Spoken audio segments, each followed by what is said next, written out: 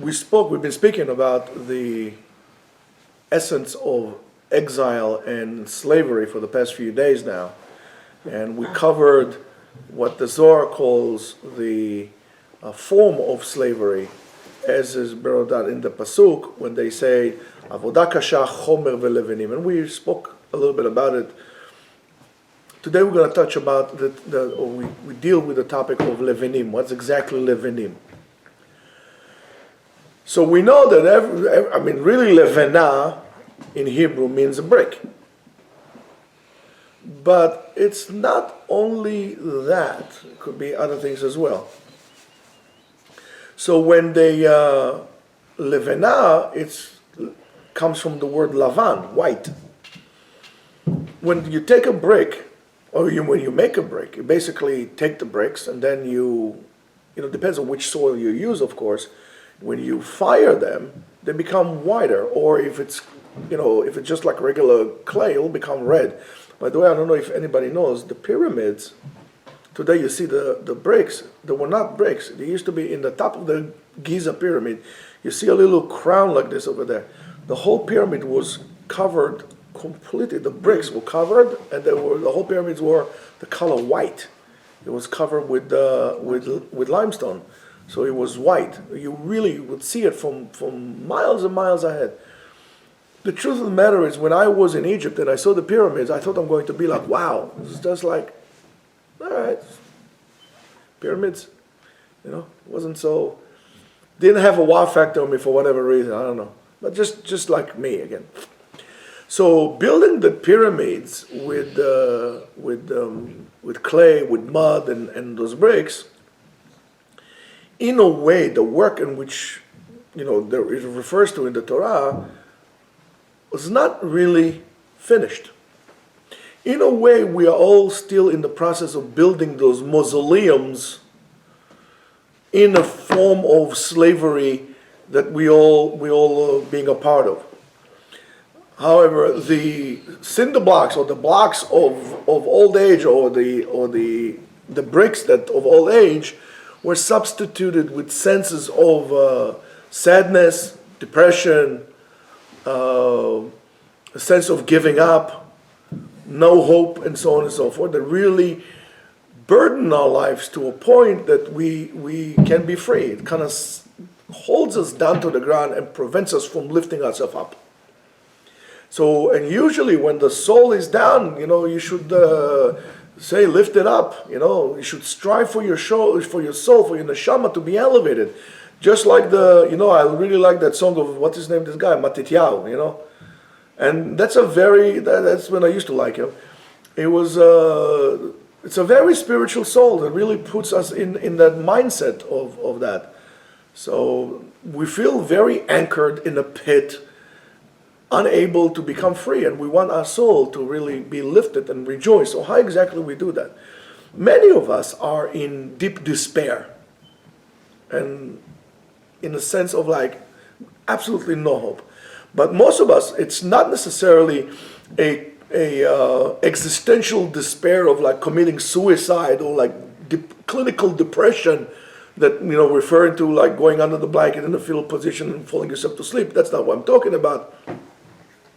But what we call just like thoughts of that our lives is really is a continuity of chores and that make us very, very tired, with tremendous levels of pressure, with a high feeling of tiredness that we can't really break up, and we're not happy, and we're not satisfied, and we're not fulfilled. To a certain aspect, religious people still have a sense that they're doing a little better, because they feel that, it's miserable now, it's horrible now, but let me keep on doing the mitzvot, and maybe one day in the future, even if it's the world to come, it's going to be better. So they're doing a little better, but not necessarily it helps you, and it's not the best of ways to get around. Also, those thoughts are even those thoughts, even the thoughts of a religious person that's, okay, let me suffer now, because tomorrow in the world to come, when Mashiach comes and then it's going to be good, is also a little bit of, that's what I call exile way of thinking. And when you're in exile, don't forget you're always under the umbrella, the auspices of your master, and you're not free. And that is a very exile way of thinking. And the truth is that this world, yes, this world was also given to us to enjoy it and to rejoice on it, to be happy in it, in order for us to feel good, to smile, and to be able to do so. I mean, if you are an employer and you really want the job to be done and your product to be out there and to be really best of everybody else, you need to realize that the well-being of your workers is very important. If your workers are depressed and they're down, they're not going to produce things on the same level. If they're going to be happy, they're going to be content, and they're going to put everything they can, because they're going to appreciate how good your world is. Or I'm sorry, how good their job is. And they're going to cherish it, and they're going to look every day to come forward to work. And that's all those perks that they do. And there are companies who are very flexible about those things, and the result is they have an overall very friendly and happy environment, which makes people more productive, and which the company more successful. It just goes like this. In other words, when we are in this cycle of hopelessness, of depression, of lack of purpose, we can't produce, and the world, instead of getting better, is getting worse. And the world is getting worse, so those who are putting those feeling in motion can basically control you and them for their purpose. In a way, a modern day of a Tower of Babel. This effort is to remove God of our awareness. And you see, the further we go, the more away we drift from God, because those who are all those, like, you know what I'm talking about, are most likely people who have no God in their lives whatsoever. And they themselves are quite miserable people. The only sense of their existence is through the fact of controlling people, having the masses, and look at the ratings and so on and so forth. That's a very bad state of being, but that's exactly what we're going through right now. Now, the world was not given to us to suffer. The world was not given to us for us to be sad, and God is not out there to twist our ears and cause us pain all the time.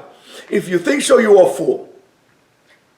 HaKadosh Baruch Hu meitiv lechol beroav. He does well with all his creations. He is the creator that takes care of his creations. And he's a tov ve'hameitiv. He's doing good above and beyond what we deserve. And we need to understand that. And when a person understands that, all of a sudden he sees that things are not so bad. Always remember, God does good for you more than you deserve. And that's a very important thing to realize.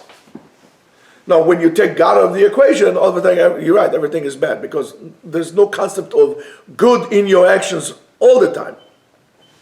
Our lives are good. Our lives are good in any situation. And any situation you could see in a positive way. Every situation you could see and determine in a positive way, even though that the knee-jerk reaction of all of us is really to see the empty half of the cup rather than to see what substance we have. And I keep saying this all the time. The question if your cup is half full or half empty is absolutely a stupid question. Why? Because what do I care if the cup is half empty? No, I have water in my cup. That's what it cares. Even if the cup is a quarter full, I don't care about the 3/4 not empty. Because if I have a cup of, let's say, for example, of 8 ounces, how much is a quarter of that? Where's the math major over there? How much is a quarter of that? 2 ounces, right? 2 ounces of water. Imagine Tisha, not even Yom Kippur. Imagine you Zayin Betamuz, when it's like in the middle of the summer, it's about 98 degrees, 90% humidity. The air is so thick, it's almost as thick as your belly, and the fast lasts forever and ever. How about I offer you 2 ounces of water to drink? Would you take it? Would you be happy? Would you tell me why you give me only 2 ounces of water to drink? Or he says, oh, thank God for 2 ounces of water. You're not going to ask me where the other 6. So it's important what you have. And we need to, one way to deal with that, to deal with this, is to make a list of all the things that you have in life. And look at what you have and stop looking at what you don't have. And we always, and media and commercial and the whole society that we are living in terms of the consumer society, focuses always on what we don't have. Because like this, they make you spend and buy. But if you look at what you have, you'll see, if you take an inventory of everything that you own, you'll see that you have more than enough than what you need. You have more than what you need. And why do you want more? And that's the whole concept. That's why I myself so much against leasing cars, because you're never happy with what you have. Take a car, drive it to the ground. Most of the cars would last you 200,000 miles. Why do you need a new car? Because it's always a feeling that you don't have. You don't have. Or if something is on sale, okay, let me buy it. But you have more than enough.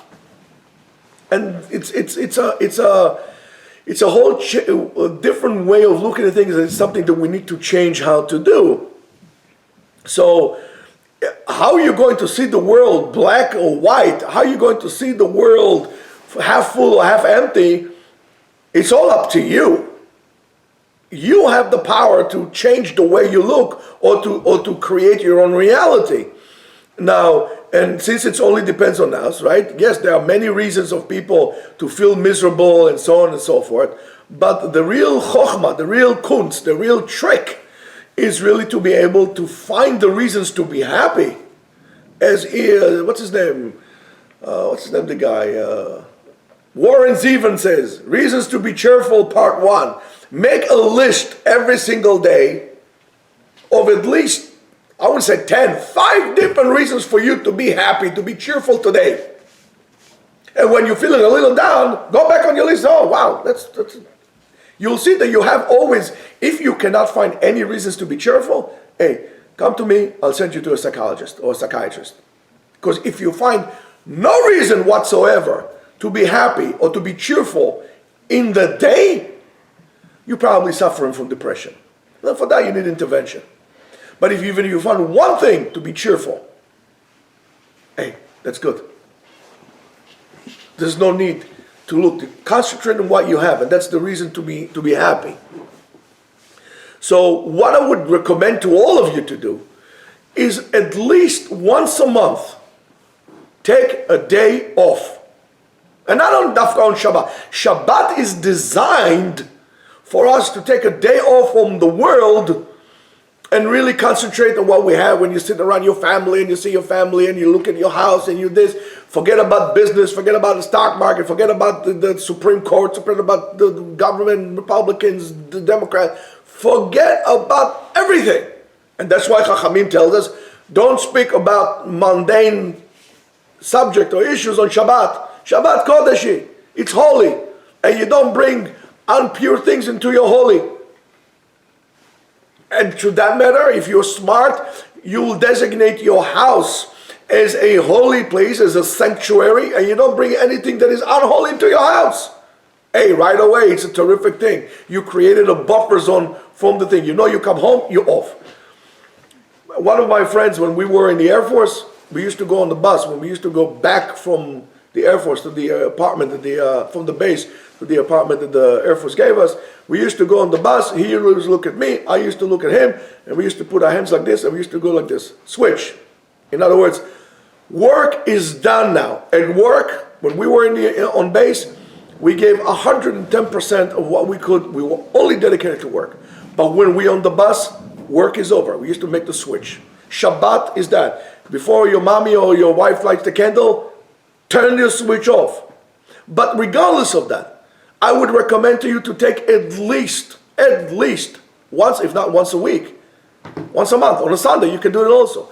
Go out, take a day off. Turn off your telephone for a few hours. The telephone is horrible. Turn it off. Nobody needs, there's nothing you can do about it. If there's going to be an emergency, most likely you're not going to be there on time. Call 911 or call the National Guard or call I don't know who. They'll come to help you. You're not going to be able to do anything. Turn off your phone. Few hours. Go out to nature.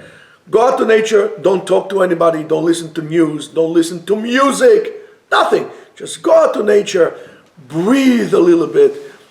Be. Feel that you are existing. Rejuvenate yourself. That rejuvenation will give you an ability to think about your goals, to re-ask yourself, what do I want out of life? What do I want out of life? If you don't know what you want out of life, you're never going to be able to get it. So you need to start defining. Don't continue, complaining all day long. Oh, I hate my job. I hate my job. I'm 30 years old and I want to retire. I can't take this anymore. Ya Habibi, you got another at least 37, almost 40 years to work. You have a problem here. Think about what is it you want. You don't like what you're doing right now? Hey, not a problem. Go out to nature. Disconnect yourself from society. Think about what is that you want out of life. Change. Change. So let's say, for example, you became a lawyer and all of a sudden you realize you hate being a lawyer. So what are you going to do? You're going to continue being a lawyer because that's what you decided? No. Change. Not a problem. What's more important? Let's say you spend, I don't know what, $500,000 on school. What's more important? $500,000 the rest of your life. So pay your debt, go get a different job. Or find a job that would allow you to do what you want. But you can't do what you want if you never define what you want. So you need to define what you like. Right? From self-observation and from the experiment or from the experience of many, in a miraculous way, when all the regular stimulation that you have all the time and all the disturbances that you have all the time around you all of a sudden disappear and you quieten down, all of a sudden all the answers will come up and you'll know things. As they say in the Matrix, I know Kung Fu. One day you wake up and you say, I got the answer. The reason why you don't come with the answer because there is a constant buzzing in your mind all the time, deliberately there for you not to think. When I used to drive my Mustang, I drove it without the radio on. Why? I put the window down. I want to hear the engine roaring. I didn't want to hear anything else besides. I'm driving a Mustang, but I'm going to listen to what? Celine Dion on the radio? Don't like her anyway. So what I'm going to do? Listen, turn off the thing. Even music is noise that you don't need. You want some quiet? Go sit on a bench on the boardwalk. Listen to the waves coming. Feel the fresh air of the wind. The sound of the waves will give you back into the rhythm of creation. The wave come in, the wave come out. The wave comes in. We need to get reconnected to the rhythm of life, to the rhythm of nature. The rhythm around us is not healthy, and that's what causes us to be off balance. And that one needs to understand. We need to reconnect yourself, and it's much easier to reconnect yourself with the Ribono Shel Olam, with God, in that matter, to be able to see what's good about our life from a different perspective. Not just like, oh, it's good that I have so much money in the bank account. It's just good that I'm at. Connect with God. Talk to Him. Not only on Shmoneh Esrei, during davening when you have to speak to God. Speak to Him all the time. Talk to God, Ask Him to guide you, to open your eyes, to understand. So He can guide you in His ways, then you understand that that's the way. Now, from a different angle, from a different perspective, the word levenim, the Zohar says, comes from the source of what we call libun halacha. What's libun halacha? What's libun halacha? Libun halacha is that we try to define the halacha. Lelaben, to make it clean. Like, for example, the word of washing clothing on Shabbat will be libun. Right? I'm taking something, I'm washing it, it becomes white again, it becomes clean. So to clean, to clarify. So the Zohar says to clarify halacha. In other words, each and every one of us has their own sugiyot, their own ordeals inside of them that they need, that need clarification. to clarify the most important things. For example, what's the essence of me being in the world? What's my job in this world? What does God want from me? Why am I here for? These are very important questions. If you understand why you're here for, if you understand what God wants from you, so you can actually do it. And you could actually going to be successful, because whatever God wants, that will happen. And many times God wants us to do something, and we persuaded ourselves to do something else, and we try that, and it doesn't work. And then we blame God that He's not helping us. He's trying to help you, trying to understand. Don't go there. Don't go there. Go here. Argument's sake, you wanted to become a doctor. You go to a doctor, it becomes difficult. God didn't want you to become a doctor. He wants you to become a lawyer. So you're going to go to the doctor, you're going to fail. It's going to be hard for you when everybody else is successful. You're not going to be. Until you're going to find what you need to do. And that comes from that. All the skills that you learn in the Gemara, with the way you learn halacha, the way you define halacha. What do? We take the pasuk, a verse from the Torah. We discuss it. We create a Mishnah. From the Mishnah, we discuss it further. We bring different opinions, and we bring the Gemara. From the Gemara, we have the early sages, the Rishonim, the Acharonim. Until today, you know exactly what to do in one line. In other words, the one line halacha matches the one line of the Torah in a perfect thing, but a tremendous clarification of what to do. So all the skills that you learn, now this is how the Torah becomes Torat Chaim, a way of life. It's not just an academic subject that you learn to apply those skills to life. And that is something that is very, very important. So if you understand what God wants from you and what's your job in the world, that's a tremendous thing. Why? Because the feeling of lack of meaning, the existential lack of meaning that we all experience in our life, even the fact that we are removed from the fear of the punishments, and if we do a certain crime or a certain avera, is also completely galut. It means that your mind is in a complete exile, in a spiritual exile. And why? Because you don't ask with those questions of real essence that you are. Because if you are a slave, you don't care. According to the Torah, you don't care where you're going to bring the money, where you're going to bring your food, because the master is taking care of you. But when you are free man, you have to worry, because you understand that it's all about you. You need to make sure that there's food on the table, there's a shelter over your head. As a slave, you don't have to worry about it. So when you don't think about what's my job, what should I do, how should I do it, and so on and so forth, means that you are a slave, and you're suffering from a condition that is called slavatitis. You are a slave syndrome. That's what you have.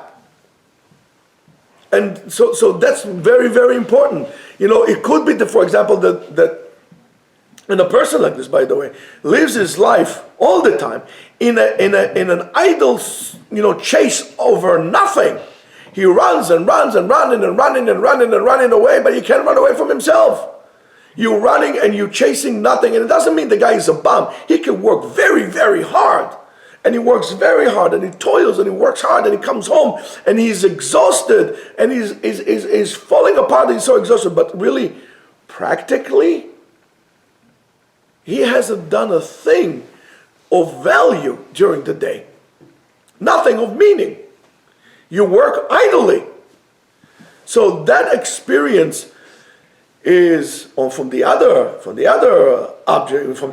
direction, is when a person is searching for meaning, but he's also immersed in fantasies. He's being chased by his own ghosts of fantasies and unreal thoughts, and so on and so forth. For example, the Kadosh Baruch Hu wants to punish you, and he's an entity full of vengeance, and so on and so forth, right?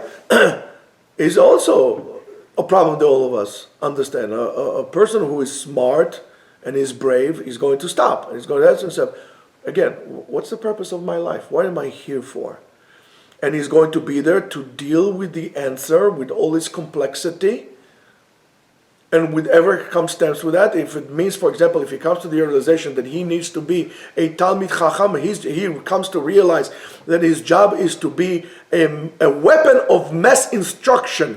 He's going to be a person who's going to help people learn or teach and so on and so forth. So he could become he could have been a very wealthy, rich man in a very powerful position in the business world, but he realized that over there, this is idle for him, so he should deal with all the complexity of that and simply changes. It becomes a teacher, or becomes a rabbi, or becomes a rabbi in a yeshiva or in the shul. You need to be brave enough to do so. But, and sometimes that libun, it really forces us to make tremendous changes in our lives. But when I know what I want to do, and I'm trying to avoid this all the time, I would create a whole apparatus, a whole mechanism that would prevent me from coming to a place or even dealing with the chacham. If a person has a she'ela, has a question, go to the chacham, ve'yoreh lecha ma la'asot, he will tell you what to do. So what happens? You don't come to yeshiva because you don't want your rabbi to tell you something to do that you know you should be doing, but you don't want to hear it because you will have to give up your comforts of your villas, or you have to give up something that you do, and your dream was to buy yourself a, McLaren Porsche or something like that, or whatever cars out there. And that would mean that you have to drive some kind of a jalopy, but that's okay. You don't want to do that. So guess what happens? You never look for the answer. Not only that, you make sure you're never going to come up from that.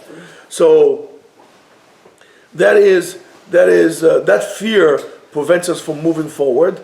And in life, if you don't move forward, you're not staying in one place, because staying in one place in real life means you're going backwards. Because the whole entire world is in motion forward all the time. The whole universe is in motion forward all the time. So when you stop and everything is moving, relative to everybody, you're going backwards. The distance increases every single day.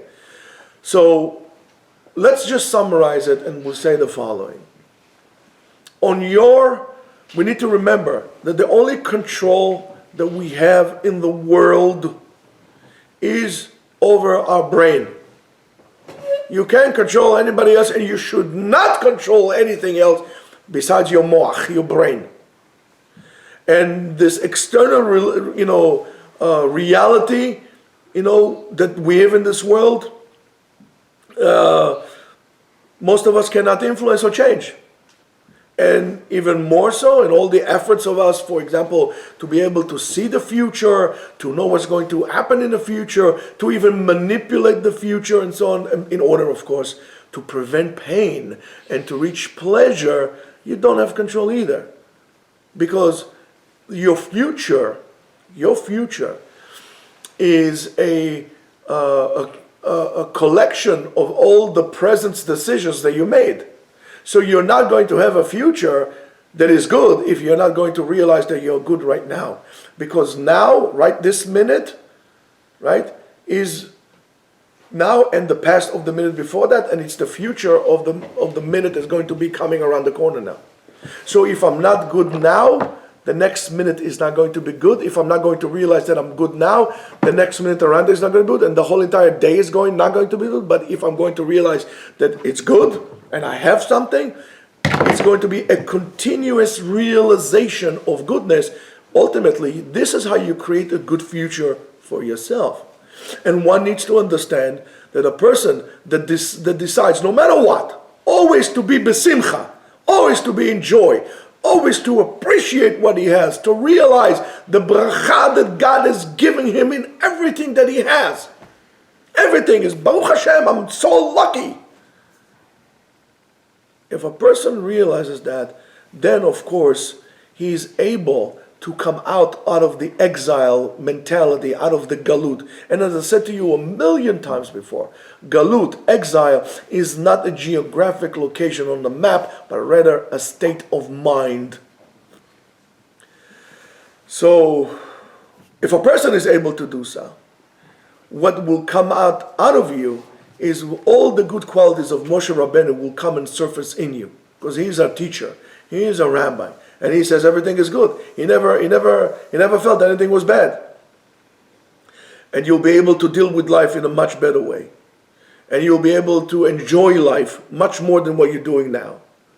And when you're going to be able to bring about those qualities of Moshe Rabbeinu inside of you, this is how you're going to win Paro. Because remember, Paro means Pora. Here it's bad. The essence of Paro is here is bad. And Paro represents, the Pharaoh represents slavery. So as long as he's going to say, it is bad, you are in Galut. If you're going to break away from that, you bring the Moshe Rabbeinu in you, and this is how you do it. In other words, that Paro, by the way, is nowhere in Egypt. That Paro dwells in your head, is inside of you.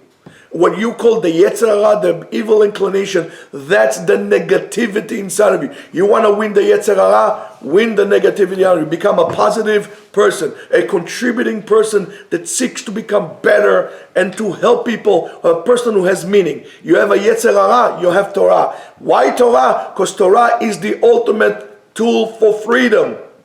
Now you understand why Chazal tells us all these things. Learn Torah to be free. Learn how good it is. Learn how good God is. This is very important to understand. The Navi Yeshaya says the following: Ki besimcha tetzeu. You're going to come out of the galut. How? With joy. And he really meant that you really need to make an effort to be happy in order to come out of exile. So, of course, the pshat of the pasuk that if you go from the light after a period of darkness, you're going to be happy. Like, for example, let's say, they say, all right, COVID is over and all is good. Let me tell you, there are going to be restaurants on top of trees. People are going to go out. It's going to be great, fantastic. But really, the order of things is really reverse. If you're going to be happy, then you're going to come up to freedom. Then you're going to be free. The way your life goes is not always in your control. Your life, our lives has to do, we come in interaction with many people, with many circumstances, and so it's not everything is under control. But the decision to be happy, the decision to have meaning in your life, the decision to be free is absolutely in your hand. So stay away from negativity. If you want to choose life, choose freedom, choose meaning, be brave about this. Again, this is the way to be free. Have a wonderful, happy day.